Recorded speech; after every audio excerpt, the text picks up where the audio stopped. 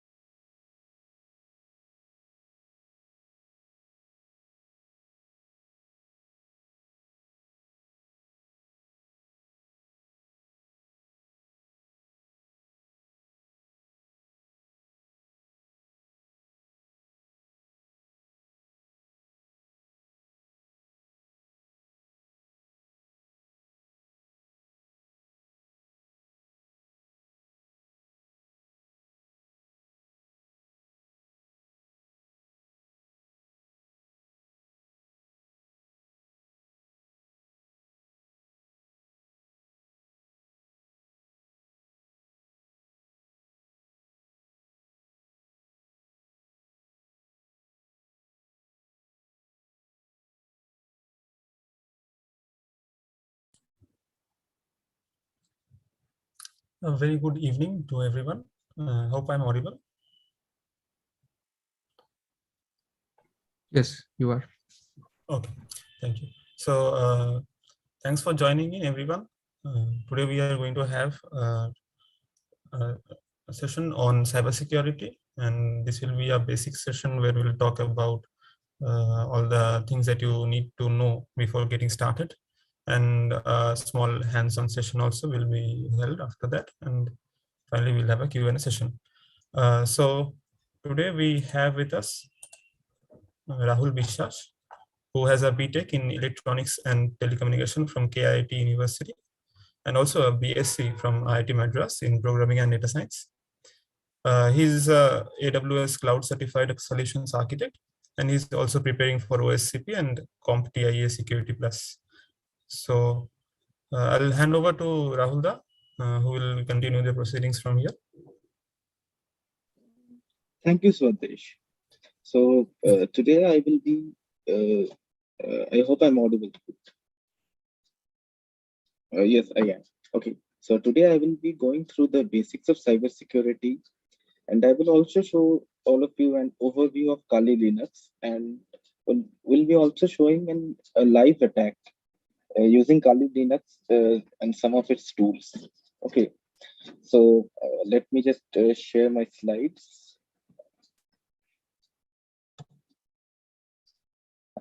Please excuse me if I'm like a little bit worn out, because today I had a lot of online meets and all from beginning.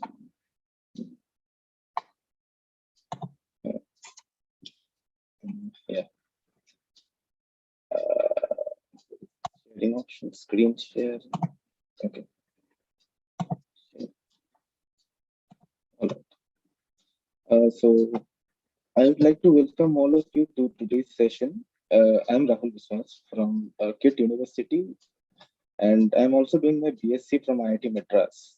And I'm thankful to DevHub of Jadavpur University to have me over for this session.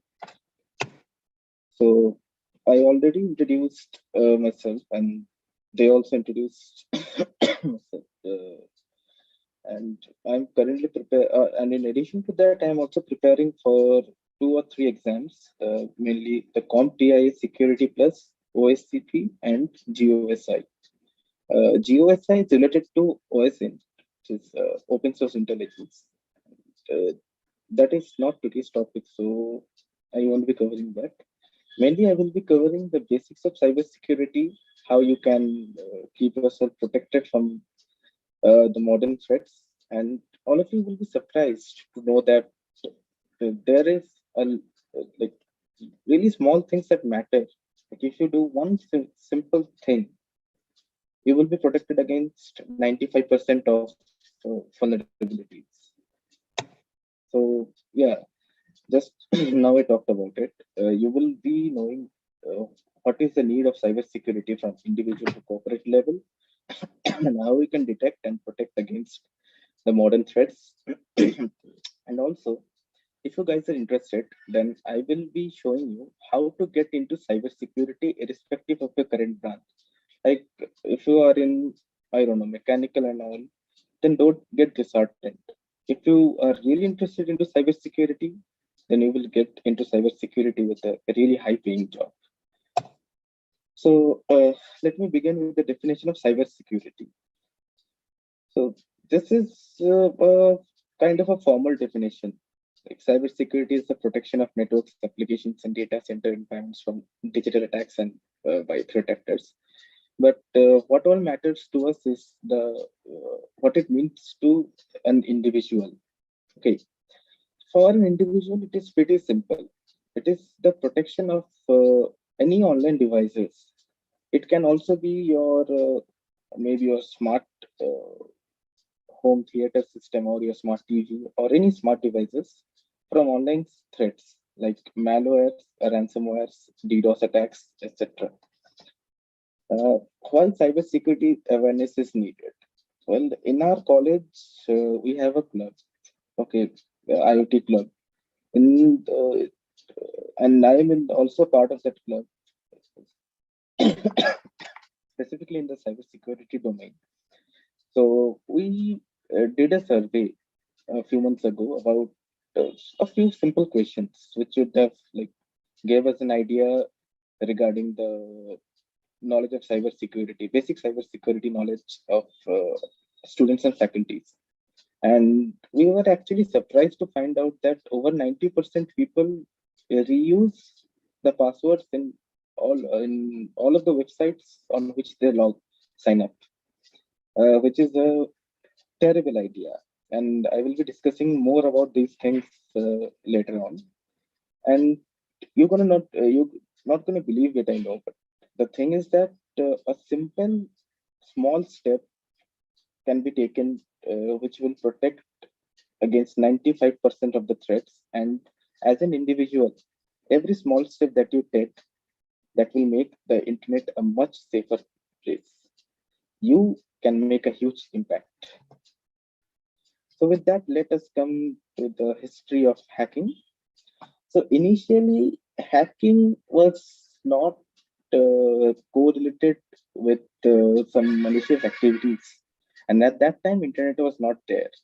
So this is I have put down some points. So the first time the term hacking was used in 1878, which was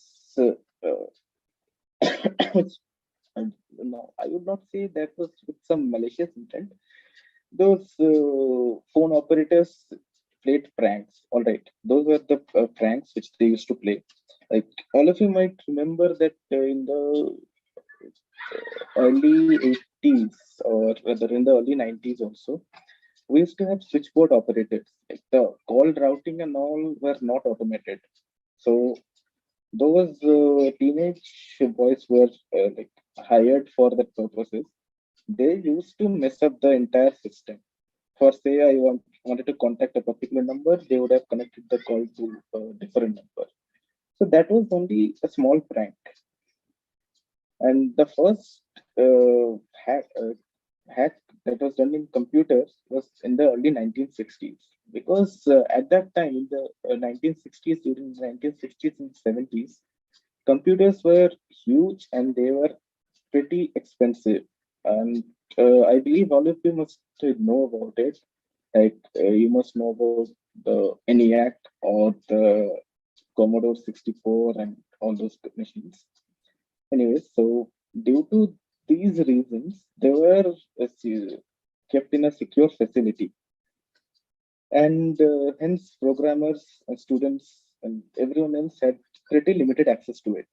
So some MIT students made some small programs which they called as hacks, which was nothing but shortcuts which made tasks run quicker. And in many cases, those shortcuts were better than the original program. And this was the initial meaning of hacking in the computer world. Hacking basically means tampering with code, or rather, tampering is the wrong word. It means you can say experimenting with code. All right. But as time passed, hacking was starting to like, being associated with some malicious activities, which are done these days. Like, so, how does hacking look in the modern times? These days, the primary motive of hacking is some malicious intent. And why why would a company hack another company, or why would a country launch an attack against another country? Mostly due to economic gains. All right, like say I I am a let's say I'm Phil Spencer of my Xbox. All right, and I don't want Sony to like capture the entire gaming industry. So I might instruct all of the employees of Microsoft like launch an attack against Sony, so that we can steal their code and all, and hence Sony's market share will fall down. And yeah, well, you get the idea. One of the or rather two of the most common types of attacks these days are ransomware and DDoS attacks. Ransomware, you might have heard about it. Like there are a lot of ransomware attacks these days going on all around the world, hitting different type of organizations. Basically, this piece of software encrypts the files, and those gangs demand some money via crypto, and only then they provide you the decryption key via which you are able to decrypt your files. But in many cases, even after paying them, they don't provide you the decryption key. So that depends on the gang members. And DDoS attacks is basically uh, like it is technically not hacking, but these days many consider it to be hacking. Basically, if you like, say my, let's say my internet port's maximum bandwidth is 100 megabits per second. Okay. Uh, and if someone sends some data to it, which is more than 100 megabits per second, my computer cannot handle it, right? Because it is limited by the bandwidth. So in that case, I only be able to open any website and all.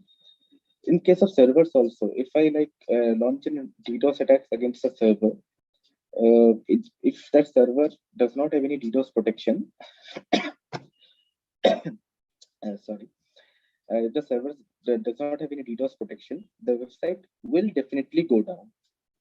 And these attacks also increase the CPU usage and all.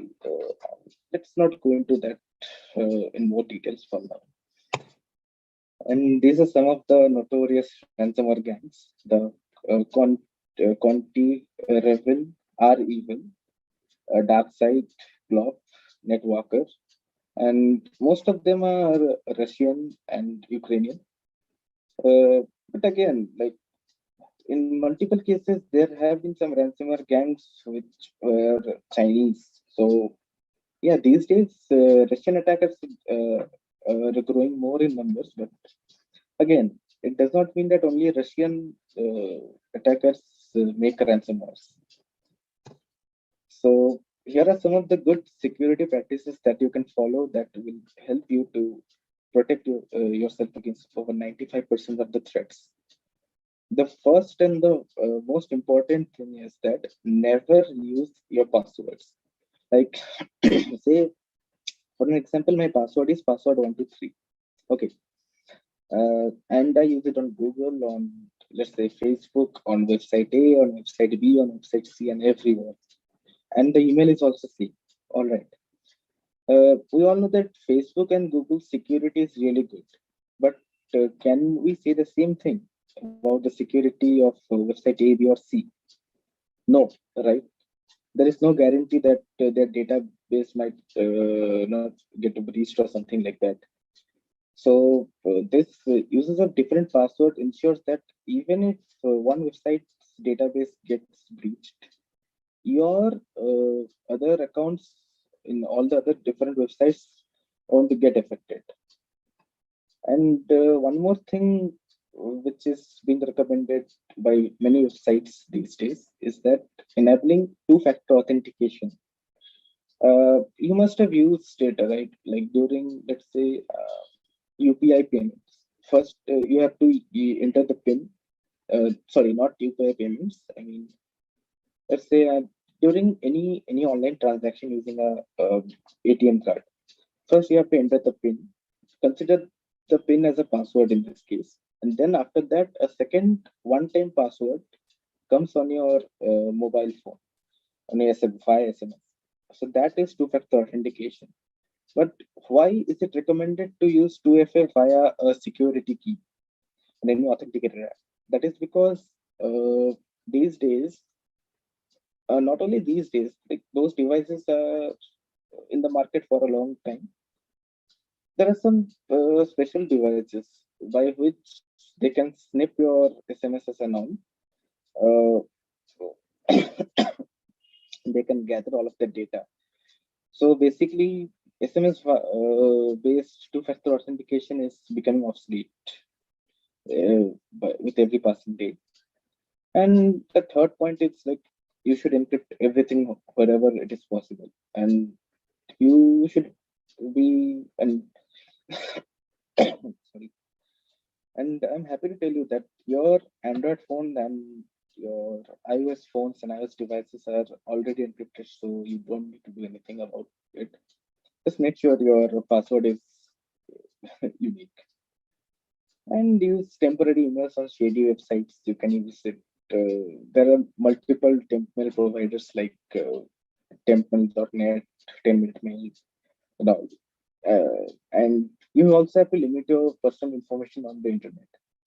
Like say, today is your birthday, and you're posting pics, like hundreds of pics on it. Never do that. All right. there can be social engineering attacks on you. Like you must have heard about that. Many times it comes as news, right? Like uh, someone got scammed of 20 lakh rupees by UPI and all. The problem is not the security of UPI. The problem is the security of the person who is using it. And they are made believe that they have to provide that particular pin to the caller who is called, and the caller who is acting as any bank employee or something like that. Okay.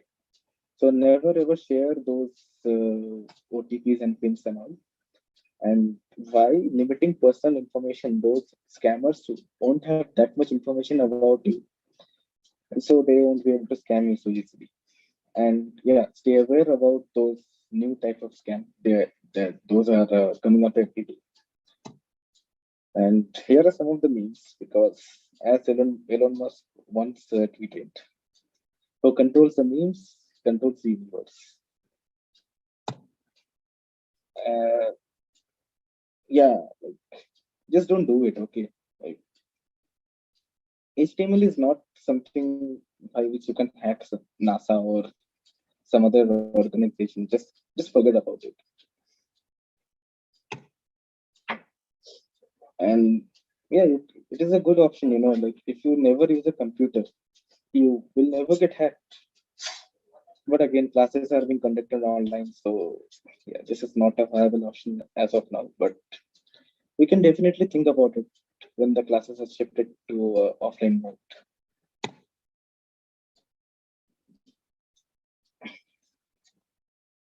Well, this is a shell vulnerability, log4j vulnerability, and the vulnerability was exploited by using the log4 shell. It is something. Yeah, let's give you a background about it. A few the previous month, actually, yeah, in the first week of January or in the second week, yeah, in the second week of January, there was a major vulnerability discovered in one monitoring software, open source monitoring software, which was Log4j. Like even script kiddie, or not even a script kiddie, even you could have performed that attack and you could have got admin access to the server. And with the help of that vulnerability, some groups created the log4 shell, via which they are conducting some ransomware attacks on different companies. So, with that, let me give you a brief introduction to penetration testing. So, I believe some of you might have heard about the term pen testing or penetration testing.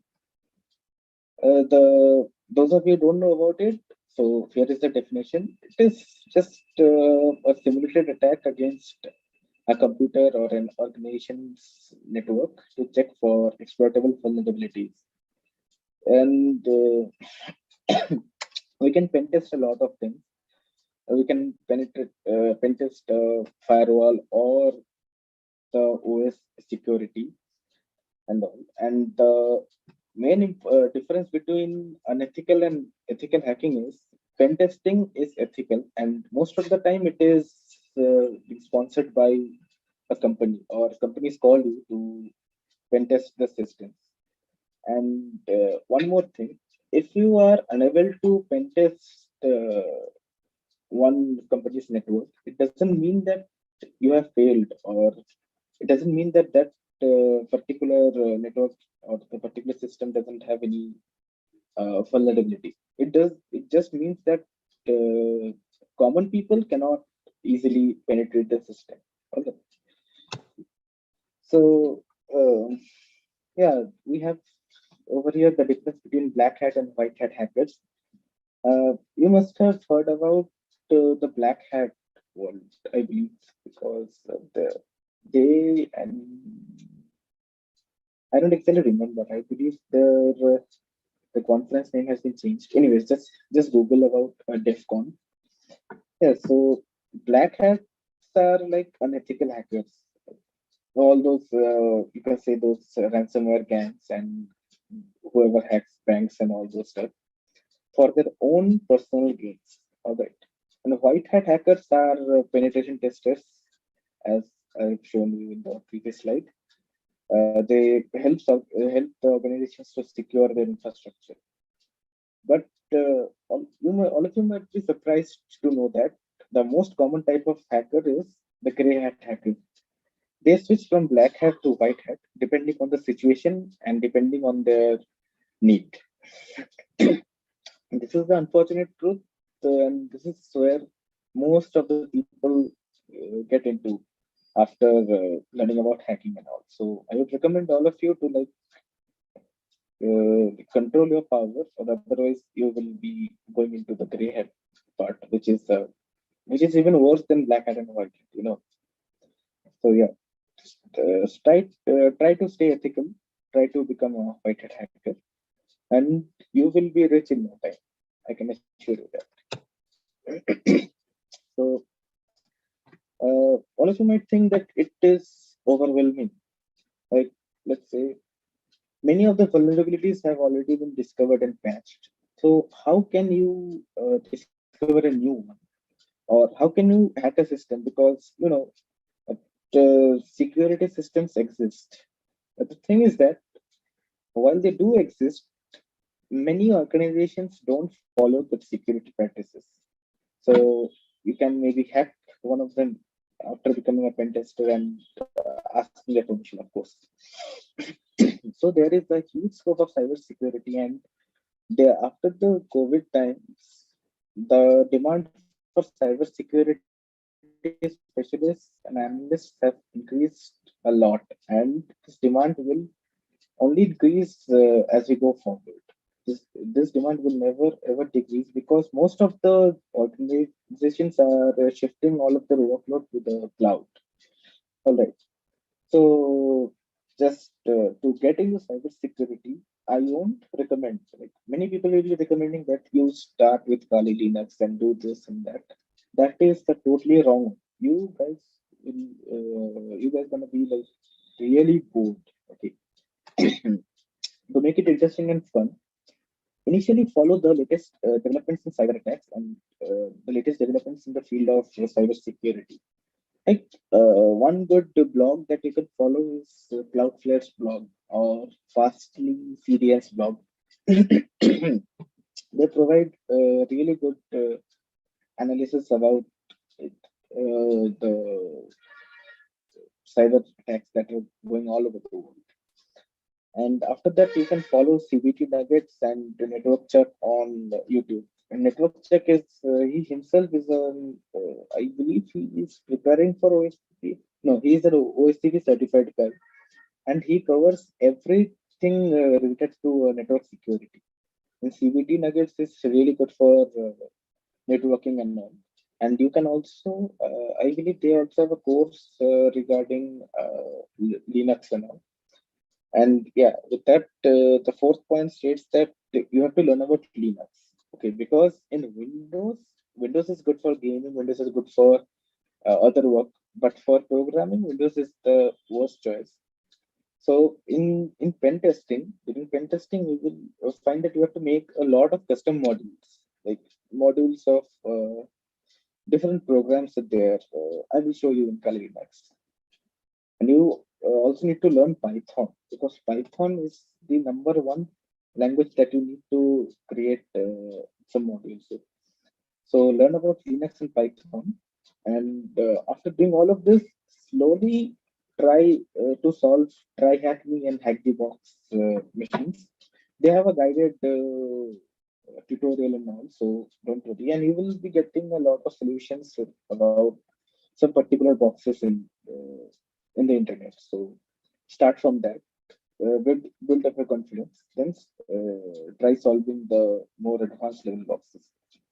And after that, log or document every step that you took to hack a particular box or hack anything. Like during placements and all, during recruitment and interviews and all, you can easily show this document, and that will be a proof that you really know what you are doing. Just like I also document a lot of things. Like whenever I hack a box, I document everything step by step, like what commands I use. I also put a lot of screenshots in that. And if I faced any problem or not, if I faced a problem, how did I solve it, and all of that. So that is a really good thing that you should always do. Blogging is not necessary, but documentation is. All right. So here are some of the important cybersecurity certifications. It is best if you could take up the OSCP certification, because OSCP is considered to be the god of almost every certification that is available. After that, you can go with CompTIA Security Plus, CISSP and GR. That is also a good one. But I think as the last I saw was GR was like $3,000, I believe. As GR's full certification suite. That was around $3,000. OSCP is like $1,000. And OSCP will give you 6 months of live access with a lot of study materials. And the exam will be of 24 hours, and you have to like, hack as many machines as possible. But there are a lot of criteria, so I'm not going into a lot of depth regarding that. Okay. So these are the most common, most in-demand certification in the cybersecurity industry. And you can go with these sites, like cybergeek.org and polyjeremy.com/cybersecurity certification roadmap. You can just Google them. No need to or you can take a screenshot, whatever you all of you feel like. One will show you the. Okay, let me just show you. I believe I can show you. Not like this.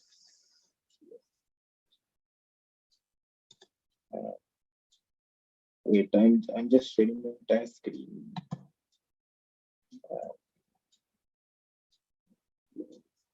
Share screen.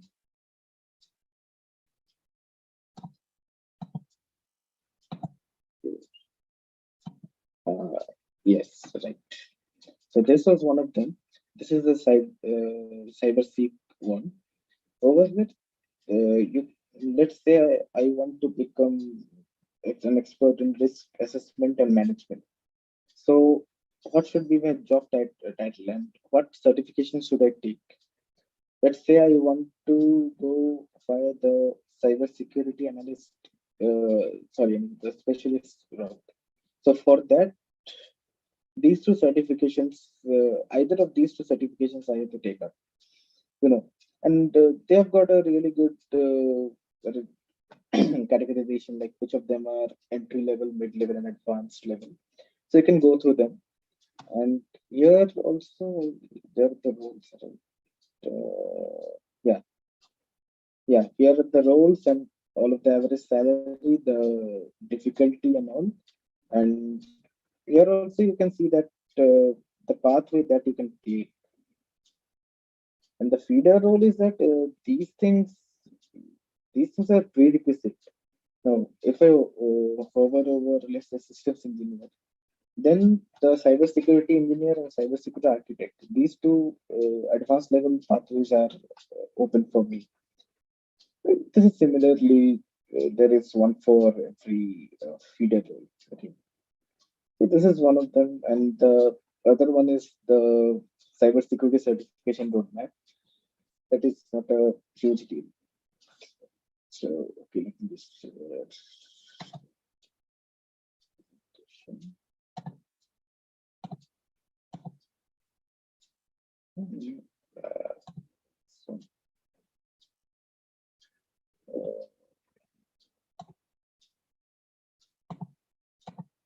yes. So the Paul Jeremy one is for the certification, like what fields a particular certification covers, and you're gonna find out that this GR covers a lot of different fields. That's why this certification is kind of difficult and it is extremely costly. So one more question you might ask, that how to make the certifications affordable. Do they provide us with any sort of coupons and all? And yes, OSCP does, but you have to follow the Twitter account. You can just Google the Twitter account, OSCP Twitter account and all. You have to follow their handle, and sometimes they drop some courses and all, some coupons and all, which will bring the cost down dramatically. But for GIAC, mostly GIAC is done by uh, employers. Employers give you some money to complete your course.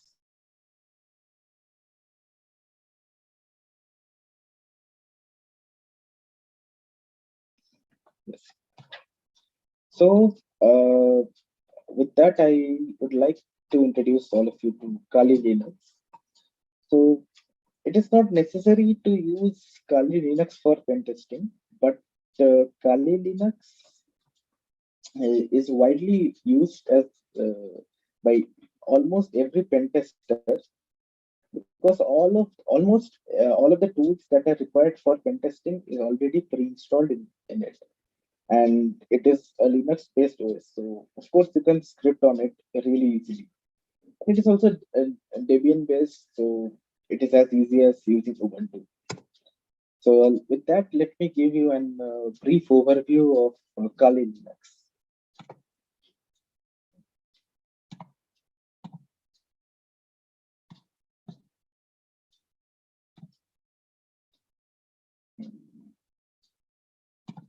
Second, let me just screen this.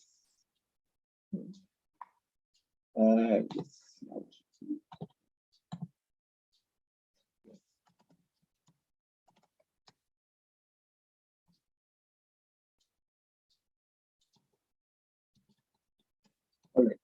So this is Kali Linux. I am running it on a virtual machine. Okay, so here are all of the tools that you will find, like information gathering, vulnerability analysis, and the best thing about Kali Linux is that they have categorized all of the tools according to the application. Like for wireless attack, I have got Fern, Aircrack, Wi-Fi, and all. And for exploitation, I have got Search Exploit, SQL Map, Metasploit, and other tools also.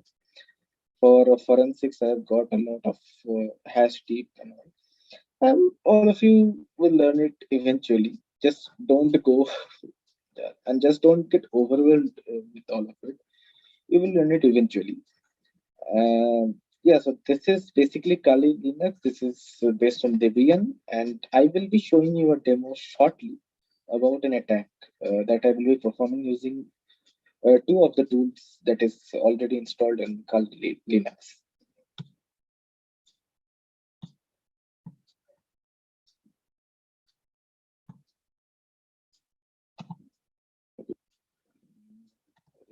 Now let me go back to my presentation. So the attack that I'm going to demonstrate is the man in the middle attack.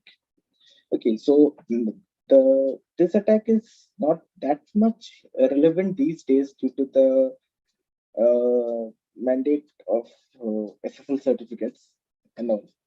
But back in the early 2000s and early 2010s, when SSL was not mandatory, and even YouTube and Google was accessible on HTTP and not HTTPS. They were accessible, I think, but by default they would load into HTTP. So without SSL encryption, the attacker can see whatever you are doing on your machine, on your web browser. I mean, whatever sites you are visiting, what all data you're inputting in a particular form, and in fact they can even steal your login credentials with the help of that. And I am going to demo that exact same thing. Now let me share my whole screen because you guys need to see that, otherwise yeah, whole screen, right. Never mind. Yeah, so this is my Kali Linux window. So before that, let me just show you something. Yeah. So this command prompt has got nothing to do with the Kali Linux installation. This is my Windows machine. Okay. So let me just find out its IP. Right? Config, and I know I'm connected to Wi-Fi. So yes. Sorry, not this one. This one is like this machine's IP, and I will be attacking this machine via my Kali Linux installation. Let me just get a brand new sticky note.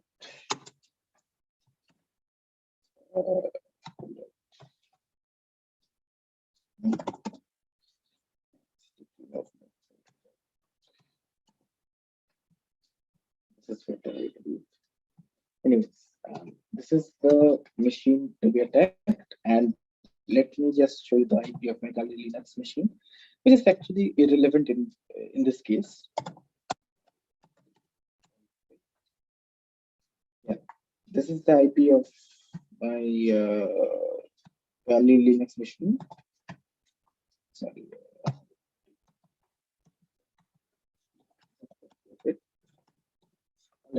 So let me just introduce you to one tool which is called EtherCap. All right, with EtherCap I can do a lot of art poisoning and all. So before that, before I begin my attack, I would like to introduce you to DNS.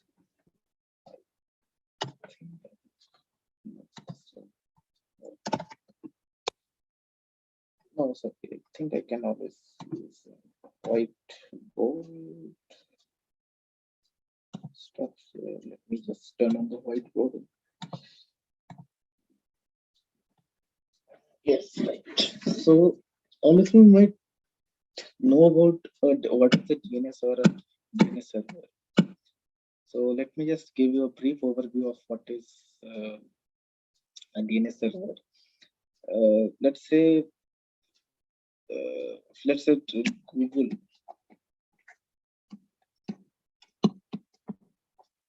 Its IP is, let's say, I don't know, let's say 10.3.100.200. Wait.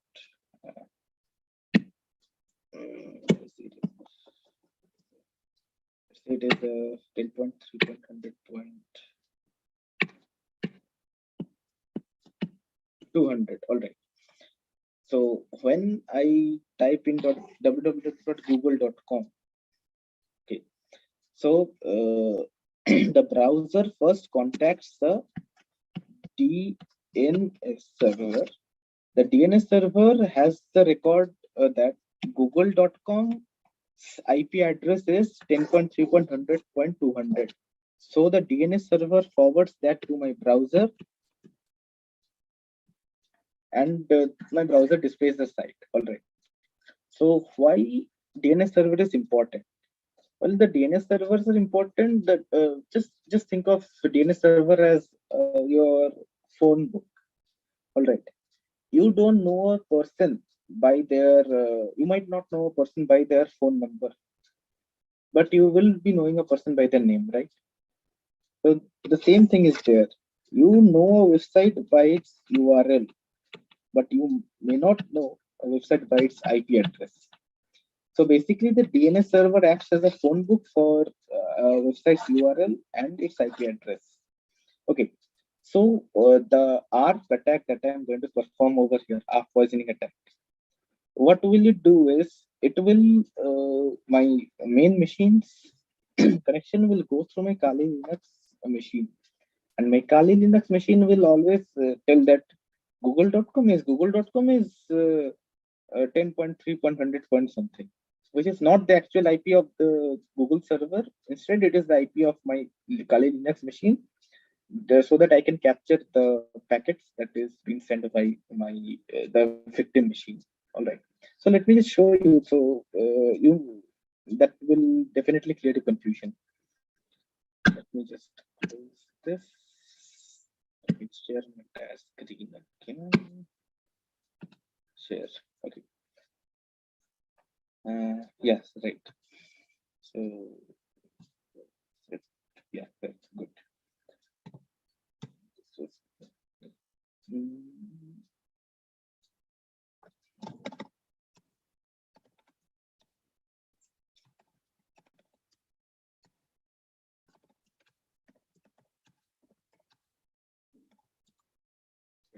cap.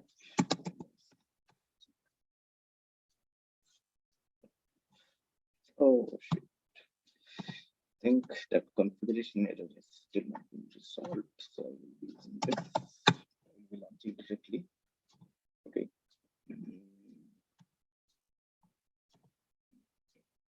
This should be good enough.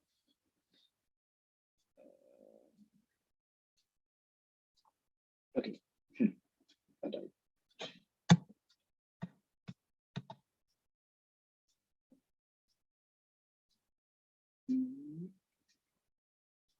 Okay. So yeah, let me just show you something. First, I will be scanning for all of the computers that are on my local network.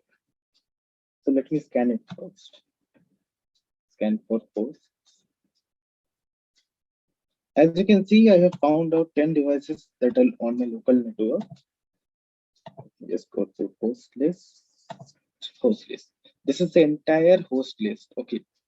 And if you remember, this IP belongs to my Windows machine, which I will be attacking, and this IP belongs to the Kali Linux machine. Okay, so first let me add it. This, what is it? 160 to target 1, and this to target 2. This 164.3. This is the local DNS server, which I will be spoofing. In simple terms, I am spoofing the DNS server with my Kali Linux machine. Let's start the attack. Poisoning. Okay. I believe, yes, our poisoning has started. Now, if I go to what is that? Wireshark.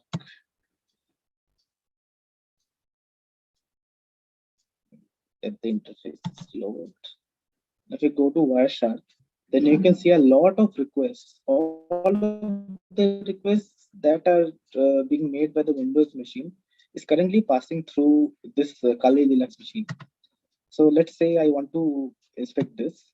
It will show me the port number 443, which is unfortunately the HTTPS port, which is encrypted. So I cannot see that what is there in the traffic, but I can definitely see the source and the destination. This is the destination and this is the source. So maybe some other server was trying to contact the Windows machine from the internet. I don't know. This is the source which is trying to contact the destination, which is the Windows machine. So yeah, this is the one of the very basic use of Wireshark. And with this, I will be showing you how you can like harvest credentials. Okay, let me just pause it for now. Yeah, so let me just open up the browser.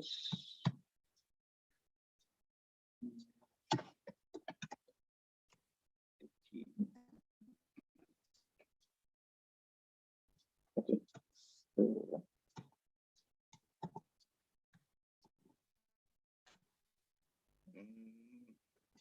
yes, right, it is opening. As you can see, this is the IP, right? And if I put it into oh, sorry, I have to like capture it. Okay, anyways. I believe it is working fine.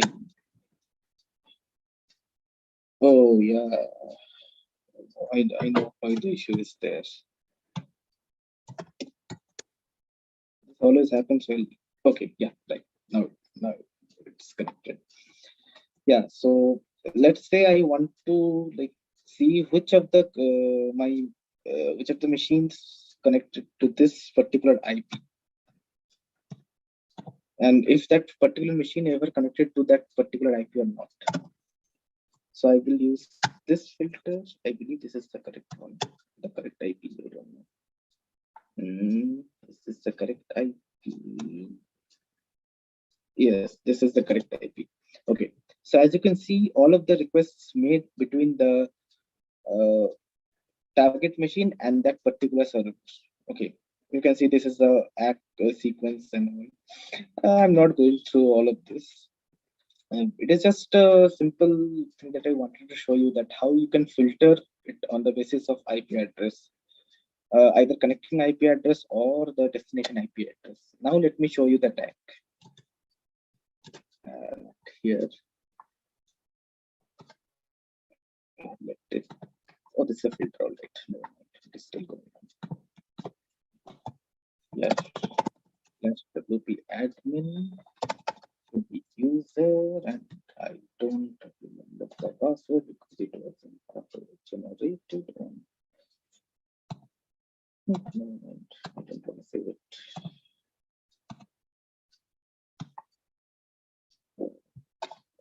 I do have a feeling, but yeah. As you can see, I have logged into the dashboard successfully, and in WordPress, there is the login form has a field called WP login.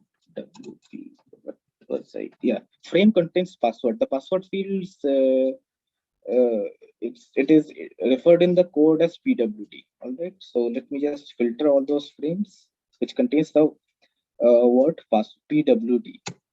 Let's see what has been loaded. All right. It is loading. It is loading, which is a good thing.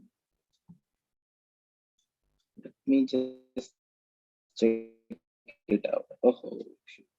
I think we have to reset it. It is like, right. Let me just do it once again. It happens because it is a virtual machine and I have only given it 4 gigs of RAM, and I think a single processor. I don't remember. Yeah.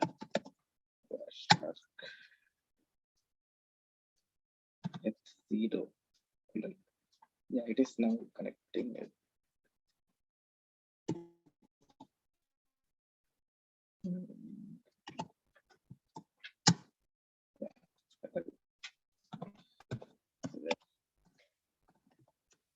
Admin users.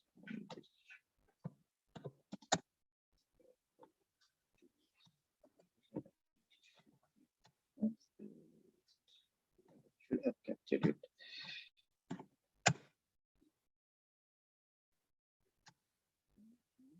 Yes, as you can see, it has captured the post request over here. And after inspecting the form data, you can see the login username, and this is the password that I entered. And if it would have been an attacker in place of me, that person would have simply used this information and would have done some weird activity on the site. Who knows? And don't worry, none of you can use the same password and login information, because after this session, I will be destroying that instance. So yeah. So this was a short demo about man-in-the-middle attack, how it can be performed using Kali Linux and with the help of Ettercap and Wireshark. And Wireshark is used for inspecting the packets. So yeah, that's all in this demo. Let me just shut down. Let me just shut down this machine. I'll leave it. It doesn't matter. Stop and quit without saving.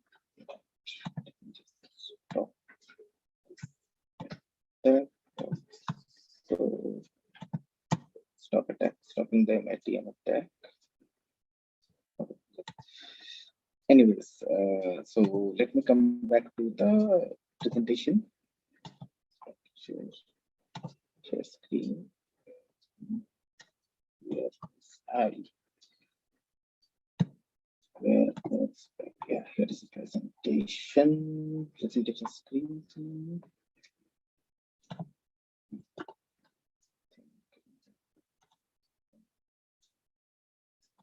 What's this one? So that was a really short demo about the man-in-the-middle attack. And but there is nothing to be worried about in this particular type of attack that I have shown you, because as I told you earlier also, encryption is used nowadays between the client device and the server. So even if they intercept your connection, they cannot read the data. All right. So rest assured, at least this type of attack is becoming obsolete with every day. But there are other types of art poisoning attacks which can be performed, which are kind of tricky to, you know, save yourself from. But there are some tips and tricks which I am currently going to share with you, which will help you in this regard. Yes, here is how you can protect yourself against an man-in-the-middle attack. So yeah, make sure the site's URL is valid. Like many times you must have seen that if you like mistype a character, okay, then it takes you to an entirely different website. So that is there. And in some cases, it has also been found that uh, hackers use these type of tricks to create a fake website in where you, let's say, in this example, okay, let's say someone created a website with the domain name google.com with an extra O, or with a zero in place of O. So if you are in a rush, you won't notice it so easily. That person has copied entire Google login page and everything. And if you're not careful about it and enter your information, that person's server will harvest your login credentials, and he or she can hack into your account. So always make sure that the site's URL is valid. And you must have all seen it, right? Like Discord Nitro scams, like press this link for free Discord Nitro and all. Never ever open those types of links. You know, they will always ask you for some survey or something like that. Never do those surveys, because with the help of that, they take your information and they use that information against you in some social engineering attacks, via which they basically motivate you to transfer your money to their account, and they just run away with the money. So make sure you take care of it, and also make sure that if the site is having SSL encryption, make sure the certificate is valid. All right. Many times what happens is an attacker, whenever he or she creates a fake, let's say Google site, I'm taking an example, and as the attacker is not the domain owner, so he cannot issue the SSL certificate in the name of Google. So he does something stupid. Yeah, he does something stupid, and he hopes that someone will fall for it. What he does is he uses another domain to which he has access, and he uses that domain to register an SSL certificate. But the issue with that is the browser warning will pop up that this SSL certificate is not correct, or this site is not secure, or something like that. Because this certificate belongs from xyz.com, but the site you are trying to open is google.com or googl.com. So never ignore those SSL warnings. All right. So that can be a sign of an attack. Someone is trying to like to fish you out or fish your credentials. And while using public Wi-Fi, always avoid doing any type of sensitive work using the network, because many times what happens is that attackers set up fake access points. Those access points have internet access. Let's say I'm sitting in Starbucks. Okay, let's say the Wi-Fi name is Starbucks free Wi-Fi or Starbucks Wi-Fi. An attacker sitting inside the same cafe will create a access point with the same name called Starbucks Wi-Fi, which will be much more powerful, so that the client's devices will be connecting to his device instead of the actual Starbucks Wi-Fi access point. Via that, he can perform a lot of different types of man-in-the-middle attack, and he or she can like, harvest your credentials and all of the sensitive data. And if you really need to use a public Wi-Fi and do some sensitive work, then definitely use a VPN. It doesn't matter what the quality is, but yes, definitely avoid a free VPN. Use a paid one. It doesn't matter what the quality is, what the cost is. Do use a VPN that will protect you from management attacks and all.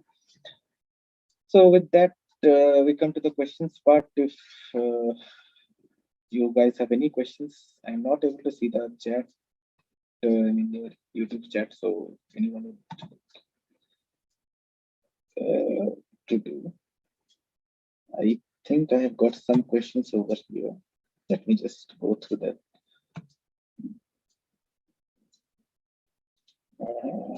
Yes. So someone asked, it was mentioned that Kali Linux is based on Debian. Is it possible to modify Debian or any Debian derivative to work like Kali? And if so, is there a website that lists the extra packages one would need to install to make a Linux distro work like Kali? Yes, definitely. See, Kali Linux is nothing but an OS which has all of the or rather mostly all of the required packages which is used in pen testing. It is only a convenience. It is only a thing of convenience. You can easily do the same thing with Ubuntu or any other Debian based Linux OS, Ubuntu or Linux Mint or any other Debian based OS. But in those OSs, you have to manually install it, each and every tool that you will be using one by one. So that takes some time and also it will take a lot of bandwidth and all. So that is there. Are there any tangible benefits to taking part in CTFs? What prerequisite does one to take part and follow one thoroughly? Yes, there is a lot of benefits in taking part in CTFs. Like in Hack the Box itself, if you are, see, I'm going towards Hack the Box after some time. If you are taking part in CTFs and solve in all those types of events, you are increasing your own skill. Okay, it might happen that you might fail in the first 2 or 3 events to hack anything, to hack into any machine. But in the fourth or from the fifth event onwards, you will definitely hack into at least one of the machines because you will get to know, right? Like what types of vulnerabilities are there in the real world. What types of vulnerabilities are most common in, let's say, a Windows machine. So yes, it will definitely give a lot of experience, which you can use in the professional world too. And also, in case of Hack the Box, if there is a Hack the Box Hall of Fame, okay, hackthebox.u/HOF. You can just Google it. So if you are constantly in the top 10 or top five, I believe, if you are consistently in the top five of that Hall of Fame, then you will be getting a direct job offer from their parent company, which is some Red Security. I don't remember. Anyways, you will be getting a job directly, a really high paid job directly from them. I have heard that having knowledge in networking is essential to learn cybersecurity. To what extent do I need to learn the ins and outs of networking to be able to delve into cybersecurity? Yes, you definitely need a lot of knowledge in networking if you plan to go into cybersecurity, because cybersecurity is less about your machine security and it is more about your network security, mostly about firewalls and all. So yes, you will need to know about the OSI models, about all of the ports and all of the encryption protocols and how you can, let's say, uh, SSH is available both on, sorry, not SSH, FTP is available both on port 21 and 22. One is encrypted, port 22 is sorry, port 22 is encrypted, 21 is not encrypted. So yes, so it is obviously better to use port 22. And also, can SSH be run in via another port? Yes, definitely SSH can be shifted to another port. So yes, networking knowledge is really important, and I would recommend all of you guys to like at least learn about at least the basics. You should be knowing, right? Basics to a little bit of advanced, like different type of network architectures and also we should be learning about firewalls, all of the firewall providers which are available in the company, the enterprise world in on the internet and all. You can also, as I told earlier, you can also follow Cloudflare's blog. They are amazing. You know, are there any benefit in using hardened Android versions like Calyx storage and graphics storage over regular Android in terms of maintaining personal security? Yes, see, the Calyx and Graphene OS is only good if you are trying to protect your privacy from Google. Okay, Calyx and Graphene OS, both of them are, you can say, both of them are de-Googled version of Android. Okay, so if your main motive is protecting of privacy from Google, then definitely these two OSs should be the go-to OS for you. But if you are thinking that they increase your security, then unfortunately they don't. That not to a huge extent. They don't provide you with some really cool, really like enterprise level encryption and all something. So yeah, that is there. But yeah, if you want to de-Google your phone, your device, and if you want to like totally stay independent from Google, then Calyx and Graphene OS, or in fact, you can even build your own Android OS. It won't have Play services, but you can do it. So that is another option. Is using onion encryption browsers like Tor safer, more private in any way than VPNs? Since commercial VPNs route the request via the servers. See, this is less about security and more about privacy. Yes, in case of VPNs, most of the VPN providers keep your log. Okay, so if you are doing something illegal, they will happily cooperate with the law enforcement and they will be providing them with your IP address, your location details, and all. And but if you are using Onion browsers like Tor and I think even Brave can access the Tor network now, then yes, it is gonna be more private compared to VPN. And but in terms of security, both of them will be similar. Okay, but if you're considering privacy as security, or if you're considering like privacy and security together, then definitely using Tor is a better option. But again, Tor has a lot of problems. Like it is really slow, and sometimes these days many websites are blocking Tor nodes. So yeah, you might have some issues browsing some websites using Tor, which won't be the case with VPNs. And yeah, the Tor also doesn't protect your entire computer traffic. You can configure it Tor as a proxy to do that.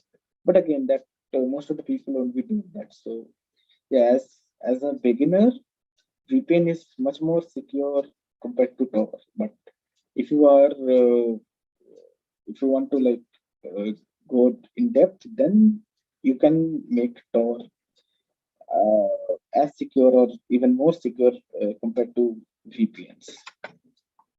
Well, seems like that's all the questions that we had in this session. So yeah. So there's one question from YouTube, and that's quite similar to a question asked about CTF. Just mentioning it once more, that how do I learn the required things and from where for getting started with CTF?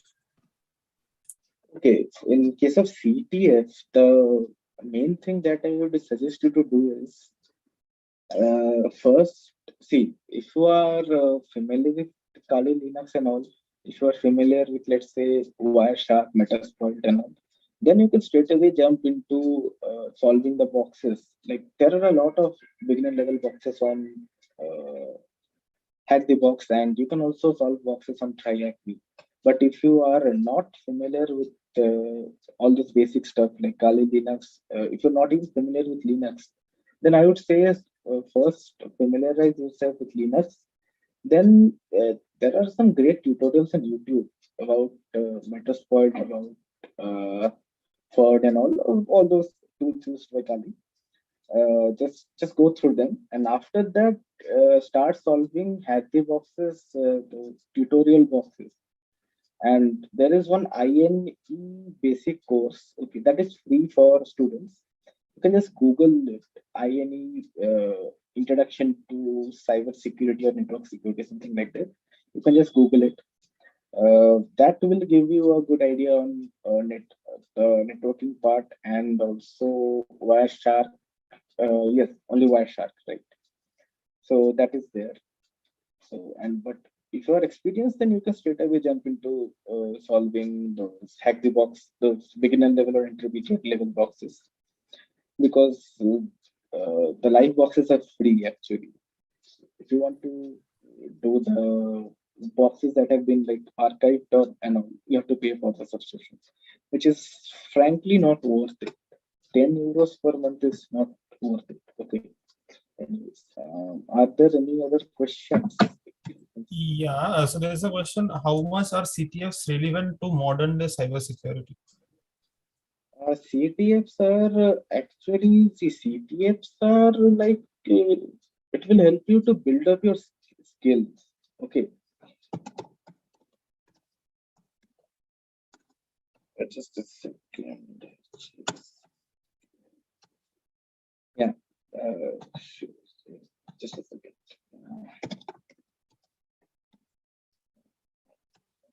Yeah.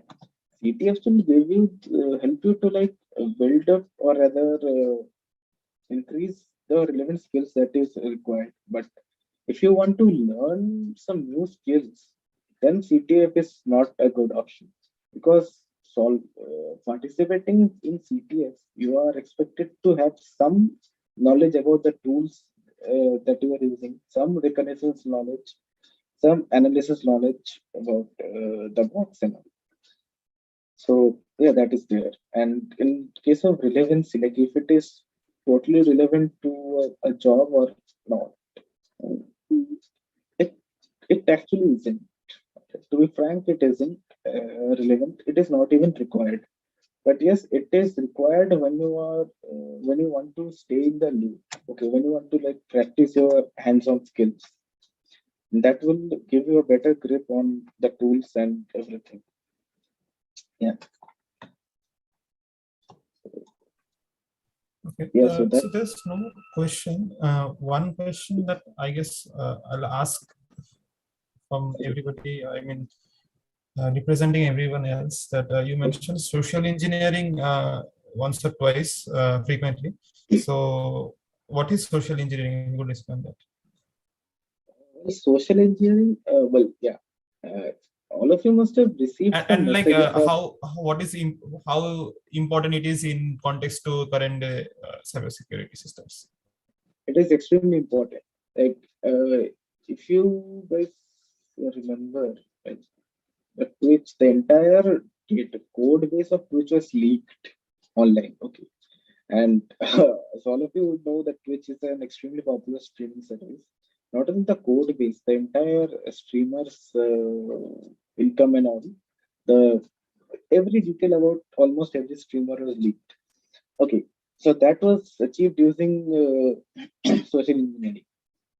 And basically, social engineering, all of you might have received at some point in your life a call or a text message that your please call contact with bank immediately, your card is going to get blocked in 24 hours, or please do your KYC on your phone number, otherwise your phone number is going to get deactivated in 24 hours. Please call on this number.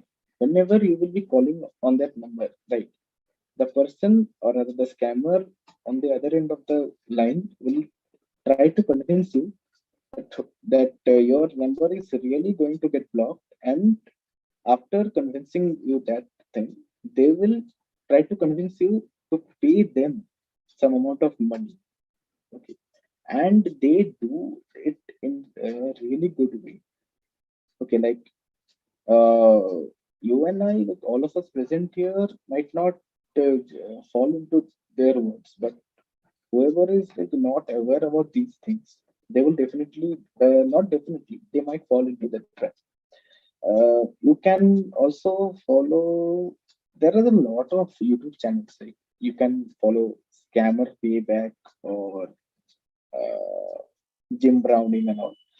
There they have detailed the entire thing about how these scam centers work, how these call centers work, and all. This is just an example of social engineering. There are a lot of different types of like, like your card is getting blocked. So if you call that number, they might ask you for your card number and also the OTP. They might convince you to give you the OTP, and after you give the OTP, your entire bank account, they will drain it. Okay, so that is there. So always be aware of these things, because banks and all, they will never ever call you or send you SMS regarding these things. They will directly call you, not send SMS. They will directly call you. In fact, so that's there. Yeah. So that's all for now, or are there any more questions? That's Okay. all. Okay, so before ending the session, I would like all of you to, this is my contact information if you guys would like to contact me.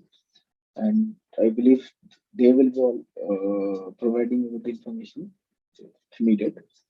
And here, just go to this link and fill your feedback. Okay, link.judh.in/feedback. I think you can put it in the chat box or something like that. That would be convenient for them.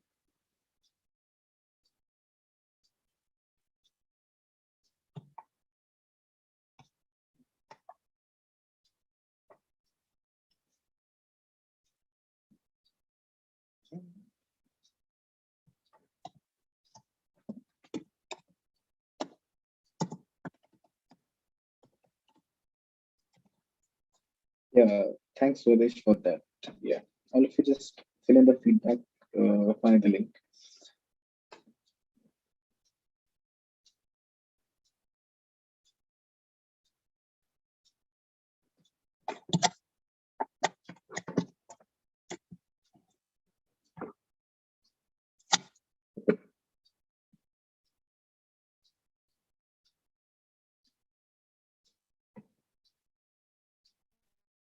Yeah, make sure that you fill up the form before leaving, so that we get to know your responses and about what was your opinion about the session and all of that. Okay, so thank you, Rahul, for holding this session, for introducing us to the world of cybersecurity. I guess we didn't know a lot of things about the CTS and about Galileo, so all of that. So thank you for the session, and I guess we can end it here. Yes, and thank you all of Yeah. you for inviting me over here to give this small but good session on cybersecurity. And I will be looking forward to working with you guys some other day in the near future, maybe. Yeah, sure. Yeah, sure. Okay, so I think